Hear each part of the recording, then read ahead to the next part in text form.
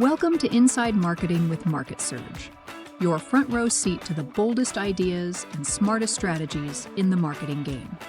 Your host is Reed Hansen, Chief Growth Officer at Market Surge. Hello and welcome again to the Inside Marketing with Market Surge podcast. I'm Reed Hansen and I'm here with my guest, Andrew Frazier. Welcome, Andrew. Hey, Reed. Thanks for having me. Good morning. It's a real delight and a real treat. I had the opportunity to participate in Andrew's live podcast recently, and just really wanted to hear his perspective. And let me just start with an introduction here. So Andrew Frazier, an MBA, a CFA, a Masterpreneur, and founder of Small Business Pro University, is revolutionizing how business owners scale. Through his groundbreaking Masterpreneur Playbook Framework, Andrew helps entrepreneurs unlock their leadership potential and drive rapid, sustainable growth.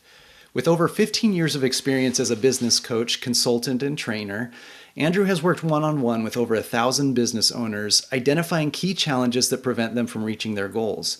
His Masterpreneur Playbook Framework addresses critical knowledge gaps and skill deficiencies, offering a proven methodology that empowers business owners in any industry to lead confidently and achieve extraordinary results. His unique holistic approach combines business strategy, financial expertise, and leadership coaching to help entrepreneurs make data-driven decisions, optimize profits, and fuel sustainable growth. As an author of 3 influential business books, host of the Leadership Live at 8:05 Talking Small Business live stream and podcast with over 200 episodes, and organizer of high-impact business networking events over 12 years, Andrew's influence reaches tens of thousands of business owners, delivering actionable insights and multi-million-dollar results. Andrew Frazier's journey from a paper route in the 4th grade to a renowned business leader is a testament to his relentless drive and unmatched expertise. Andrew has developed a unique ability to guide business owners through complex challenges by combining his MIT engineering, NYU MBA, and chartered financial analyst education with real-world experience as a naval officer, a Fortune 500 executive, and serial entrepreneur. His diverse background allows him to bring a multifaceted perspective to every client, empowering them to achieve breakthrough results by evolving as leaders and transforming their businesses. So again, I am just delighted to have somebody with your expertise and knowledge, and and I hope our audience can benefit today from your experience, and of course we'll talk about how they can connect with you at the end. So let's start with your journey. Can you tell us what first inspired you to get into entrepreneurship and small business growth, and how did that evolve into creating Small Business Pro University? Okay. Like anybody else, you have a journey, and mine was probably more windy and diverse than many. But my experience in 4th grade, having a paper route for 5 years with my brother, 7 days a week, really introduced me to entrepreneurship in a great way. Got a taste for, it's nice to have a little bit of money in your pocket when you're that age. And not only that, we got to know people. And as a result, in Pittsburgh, it snows a lot. So we built a snow shoveling business on top of it because we knew everybody. And we would hire our friends. So, we had a great entrepreneurship, experience, before I even got to high school, which was amazing. That's fantastic. I had a paper route when I was a kid, but I did not turn that into a follow-up business. I got bit by one dog and I was done. So obviously like that was a very formative experience. And then you've had other stops along your career, like obviously both in military and in business, and you've got a CFA. What were those other stops like, and how did that kind of enrich your knowledge and experience? Okay. Well, both of my parents were teachers. So as a result, I did well in school. And that's how I ended up going to MIT and studying mechanical engineering.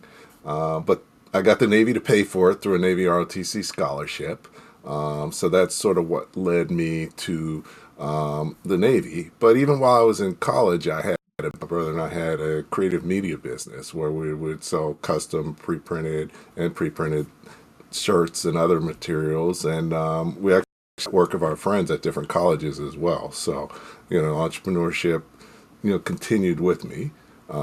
In the Navy, I served as a Navy Supply Corps officer. So really, we did the logistics and business side for the ship. So I ran food service, I ran the retail, and I paid everybody and paid all the ship's bills. So that was a great business experience on top of that, and that kept me in the management direction. When I finished up, I worked as a general manager for a private company in private distribution in the warehouse. In my department, we'd ship 8,000 orders a day. So really understanding that, operations side and distribution was great. And got my MBA in finance at NYU, and really wanted to go the finance investments route. So I got an opportunity to do that for New York Life Insurance in their investments and financial management areas. And that's where I got my CFA and, sort of like a CPA for investment manager. So on the finance side, and took that, had an opportunity to be chief operating officer of a nonprofit, realized I'm not really a nonprofit type of guy, and left to buy a business. And while I was working on buying a business, I also was doing coaching, consulting for other small businesses. And buying a business proved way more difficult than I expected because, it's really easy for deals to fall apart, whether it's pricing, whether it's financing, whether it's the owner changing their mind. So after 2 years, I realized, hey, I'm doing this coaching, consulting, and training. I'm enjoying it. I'm doing well. Why am I spending all this extra energy trying to buy a business? So that's where I really focused on the coaching, consulting, and training because I enjoyed it. I helped a lot of people, and I like a challenge. And every business is its own challenge, and I get a chance to learn a lot. Yeah, that's really interesting. You have had a lot of interesting stops, and I heard a key thing. Your parents were both teachers, and I can't help but think that had something to do with your desire to teach and coach, and that is really, really. I think some people are born with that knack, and that's great when people can find that match. So let's talk a little bit about. Obviously entrepreneurship is a big topic, but we're pretty marketing focused here, and that aspect of that I'd like to drill into a little bit. You have a wide coverage in your coaching, and but I want to ask you about marketing. Now, you have worked with different businesses, even a nonprofit, and can you tell me a little bit about early in your career, what were some of the first marketing strategies you tried, and what lessons did you learn from those experiences? I mean, we could even just, it sounds like right off the gate, you were able to get a bunch of snow shoveling clients based on relationships. But, what have you learned early on? Well, of course, everything's about relationships, everything in business. And really, the purpose of marketing is to develop a relationship with your current and future clients. So one big thing I learned with the paper route is really customer service makes all the difference in the world. You see on TV, most paper boys were like throwing their papers. We would put the paper in people's door or wherever they wanted it, whether it was on the door, whether it was, on the patio furniture or the porch furniture. But by doing that, it's amazing. Just doing that, being friendly. Even today, my parents still live in the neighborhood, and they're like, your kids were like the best paper boys we ever had. That's fantastic.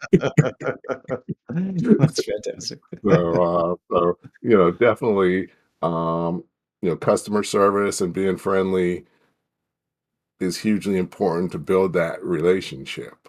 What I've found is working with so many businesses, and businesses have challenges.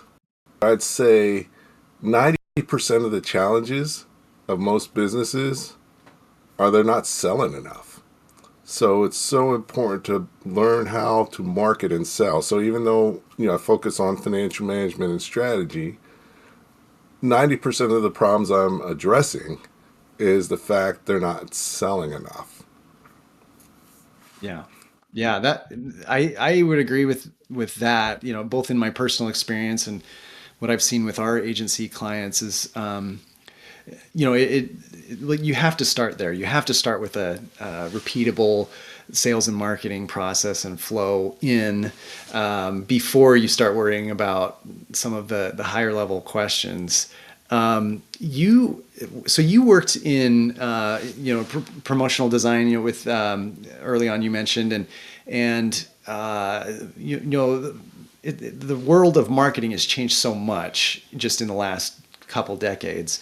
What marketing channels have you seen to be most effective for you, and maybe how's that evolved over the time of your career?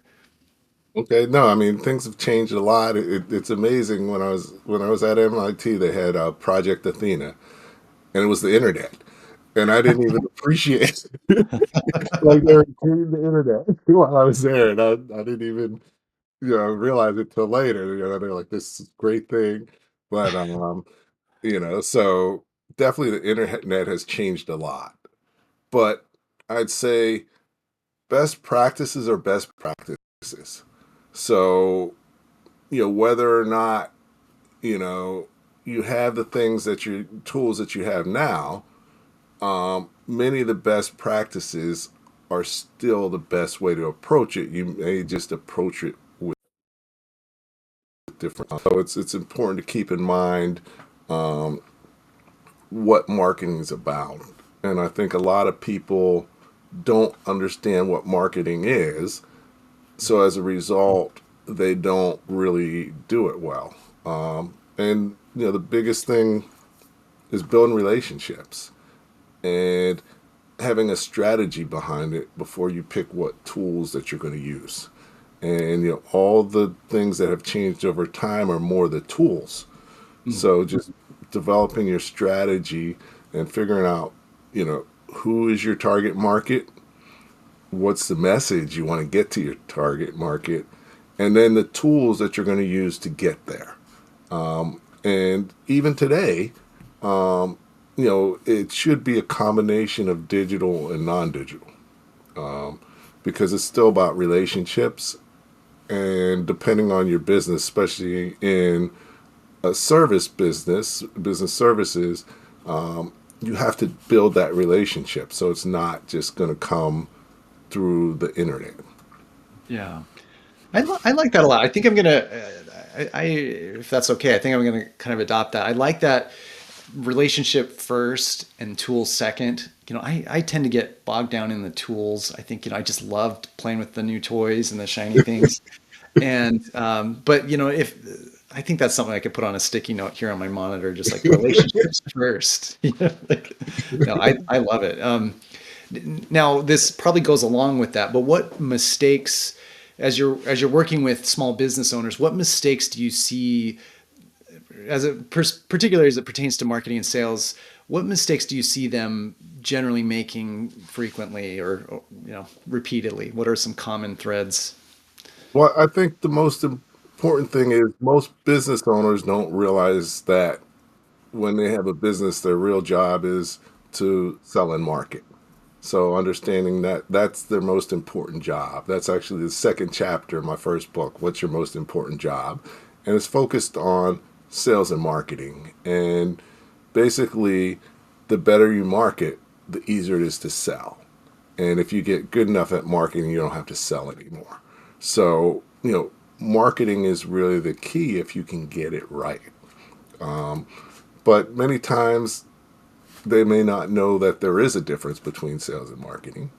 And even if they do, their definition or understanding of what marketing is really marketing tools as opposed to marketing strategy. And, the tools work much better when you have a strategy behind how you're going to use them. So I think that's key.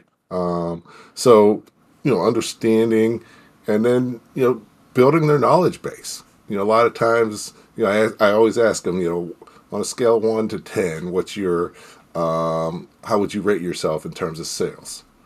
And then the same thing for marketing. And usually it's around a 5. So, and I'm like, well, what are you doing to improve that? They're like, what do you mean? So basically, they're out there winging it.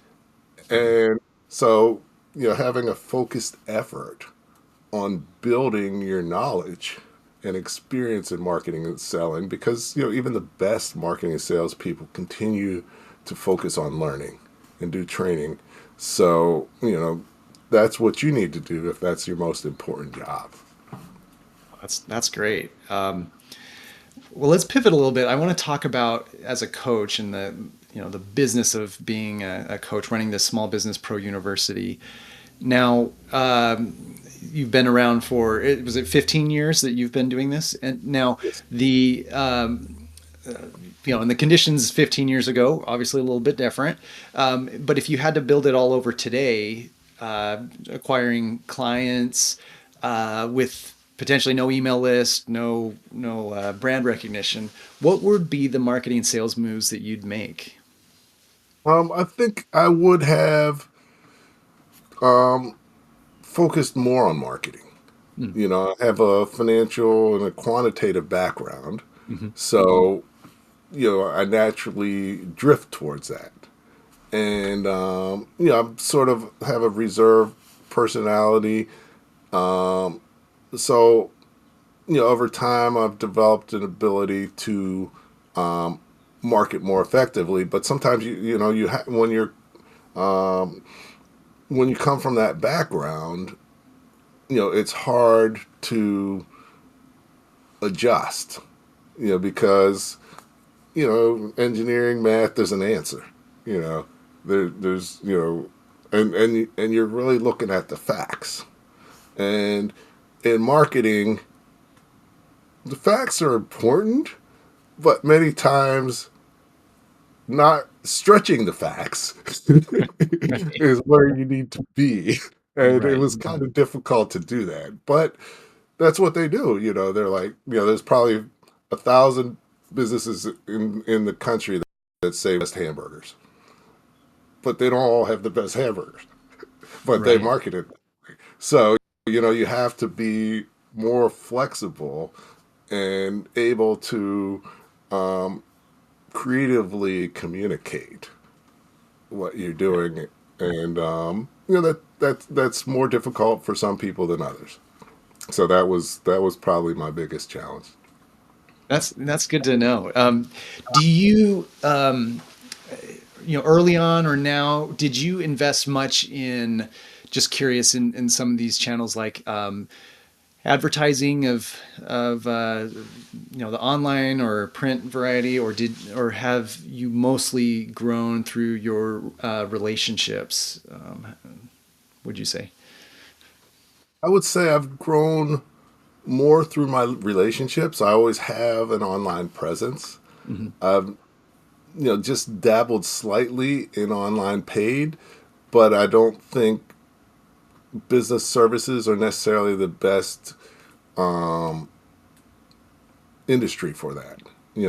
More products seem to be better for digital marketing, paid digital marketing.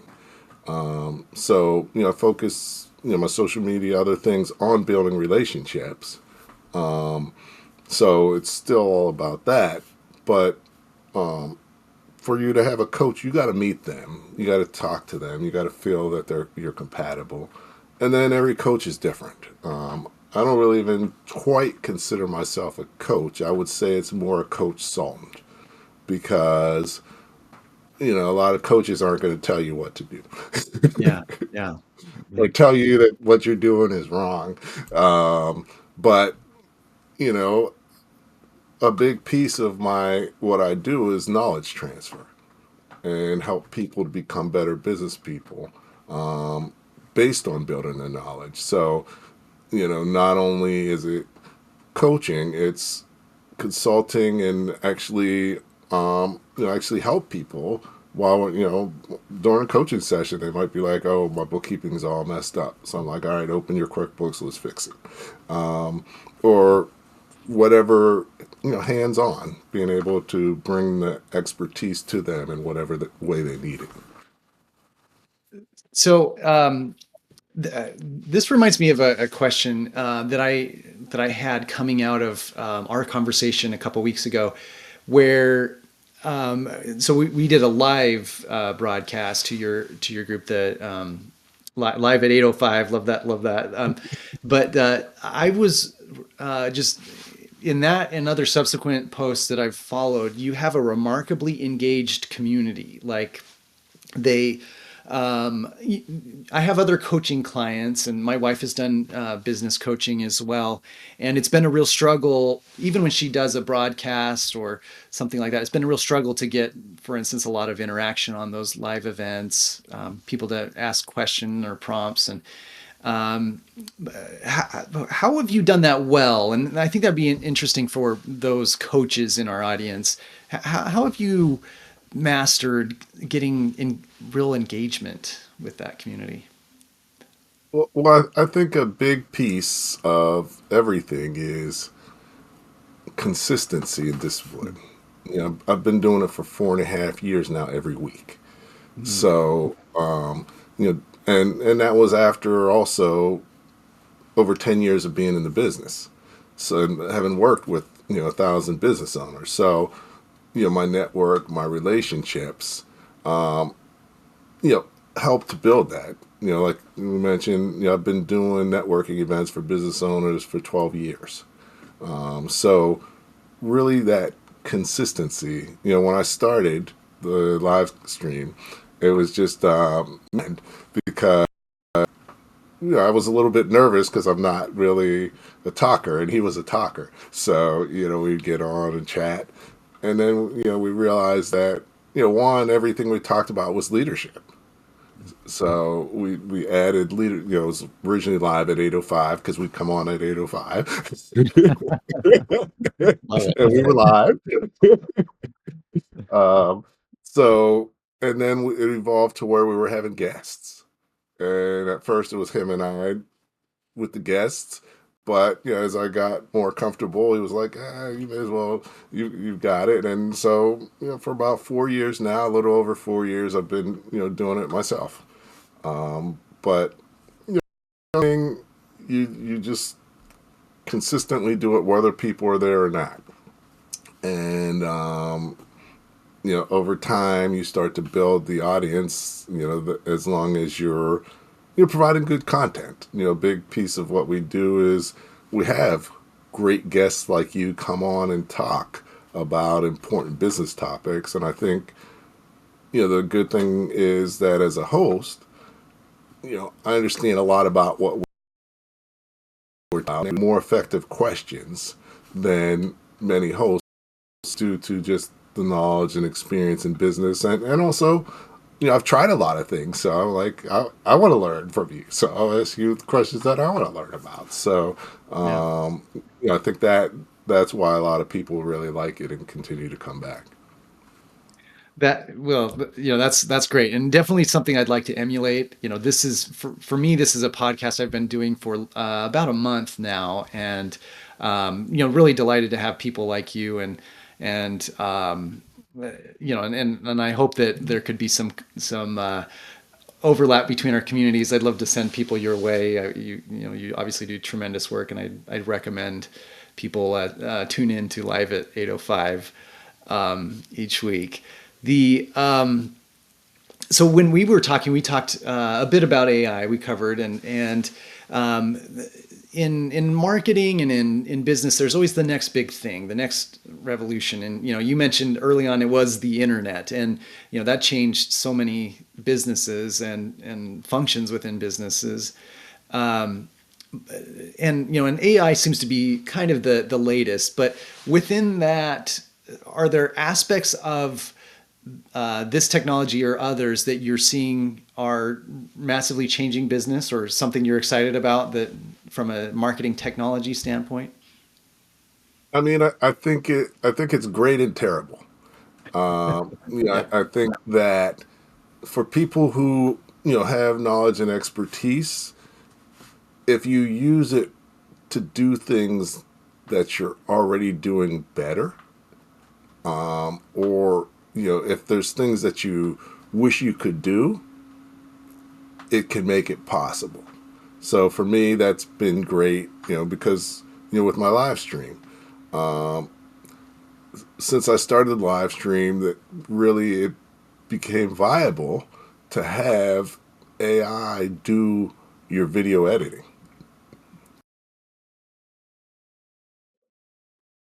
I was encouraging someone to do it, which was pretty cost prohibitive. And now in 20 minutes, I've got 40 shorts from my live stream. Yeah, Um, you know, right. images like in Canva and other platforms. You know, I think using AI within tools you already use to do it better is key. AI by itself, without you understanding or knowing what you're getting from AI and that it's right, you know, can be dim because capability of, if you're just taking things that AI says, you know, AI draws from different things and some of it may not be accurate. And then you need to have your own voice. If you don't have your own voice, why should anyone listen to you? They could go to AI and get the same exact thing. So, you got to bring your own voice and your own knowledge to the table with it as well. That. I think that's really apt advice in this landscape, and I mean, I concur completely. Um, it's great what AI can do, but you do need to, you do need to work on the applications. It's not just constantly being impressed at how high quality the graphics are, how long the responses can be. It's how does that, where does the rubber meet the road? And that's that's tremendous advice. So on the tone of advice, we've covered a lot, but if you could give one piece of advice to small business owners about marketing and sales, something that maybe we haven't touched on lately, based on your experience, what would you say? Just at a high level, is there something simple you could do to save them some trial and error? Well, I sort of do have something I say. It's sort of like three things, but Okay. I consider it marketing 101. And because there's three reasons to market like a drug dealer. Because it simplifies it for everybody to sort of understand. Because the first thing is they don't sell to everybody. They sell to specific people, and they don't sell drugs, they offer drugs. Nobody's been like, oh, a drug dealer tried to make me buy drugs from them. They offer them, and if you take them up on it, but they don't try to make you buy drugs. And as a business owner, you shouldn't be trying to make people buy your products. You need to be communicating your products to the right people and offering them, and a solution that they already want, or can see that they want it and need it. So it's really customer driven. So number one, you don't sell to everybody. Number two, you don't pay a lot. You don't overpay. It's really easy to overpay and buy, but you have to do a lot of it in guerrilla marketing. There's so many things you can do for free or such low cost that you really don't have to pay a lot, especially starting out. And then the third one is they make friends. It's about relationships. So, those three things, if you follow those three things, that's really marketing 101. And you can get pretty far by just following those three. Well, if anything, that is one of the most memorable business anecdotes I've ever heard. But it makes a lot of sense, the offer, and we could do a whole podcast on just getting the right offer out. And I love it. That is That was really memorable. And Mhm. so Andrew, as we wrap up, can you tell us how our listeners could find you and Small Business Pro University? Okay, definitely. Um, Easy to find me on LinkedIn. Connect with me on LinkedIn. You can access a lot of my content, a lot of the things we do. We actually do the live stream over LinkedIn. The university website is www.sbprou.com. So SB for small business, pro, U for university.com. And my email is andrew@mysbpro.com. So any of these work well. All right. Well, I will include all of those links in the show notes, and then Andrew, of course, we'll be in touch, and I'm going to join the 805, the Live at 805 every time I can. I love that community, and you do such a good job with it. So it's been really great to meet you and have this conversation, and looking forward to continuing to build our relationship. And you have so much great knowledge. Okay, no, thanks. I mean, definitely, it's a pleasure being on here. It was great having you on my show as well, and I encourage you to continue to build your business, develop, and look forward to checking out your podcast as well, and keep going. That's the key. Continuing to do it, and as you do that, you'll learn a lot, and you'll build an audience that's going to continue to learn with you. Well, thank you so much. Okay, thanks. Want to stay ahead of what's actually working in marketing right now? Head over to marketsurge.io and see how we're helping businesses grow smarter, faster, and louder. That's marketsurge.io, because your next breakthrough shouldn't be a guess.